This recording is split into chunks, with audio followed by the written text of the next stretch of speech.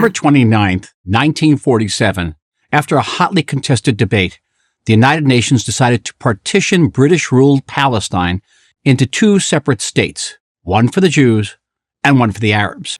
Katika hatua ya pili ya historia, Waisraeli waliingia katika nchi ya Kanaani chini ya uongozi wa Yoshua baada ya safari iliyoongozwa na Musa. Hapa ndipo walipoanza kuishi kama taifa, lakini hawakumiliki eneo lote lililotajwa katika ahadi ya awali. Walijikita zaidi katika eneo la kati ya bahari ya Mediterania na mto Yordan. Hii inaonyesha kwamba hata katika utekelezaji wa awali, Israeli kubwa haikufikiwa kikamilifu, bali ilibaki kuwa wazo au lengo lililokuwa juu zaidi ya hali halisi ya kisiasa ya wakati huo. Kipindi ambacho kinatajwa mara nyingi kama karibu zaidi ya kufikia Israeli kubwa ni wakati wa utawala wa Daudi na Suleiman. Katika enzi hii, mipaka ya Israeli ilipanuka na kufikia maeneo makubwa zaidi ya Mashariki ya Kati, ikihusisha sehemu za Syria, Yordan na hata kuathiri maeneo karibu na jangwa la Sinai. Hata hivyo, watafiti wengi wanakubaliana kuwa hata wakati huu mipaka haikufikia kikamilifu ile ya kutoka Nile hadi Frati, jambo linaloendelea kufanya dhana ya Israeli kubwa kuwa sehemu ya mjadala zaidi kuliko uhalisia kamili wa kihistoria. Baada ya hapo, taifa liliporomoka na kugawanyika, hatimaye kushindwana na falme za kigeni kama Ashuru na Babeli.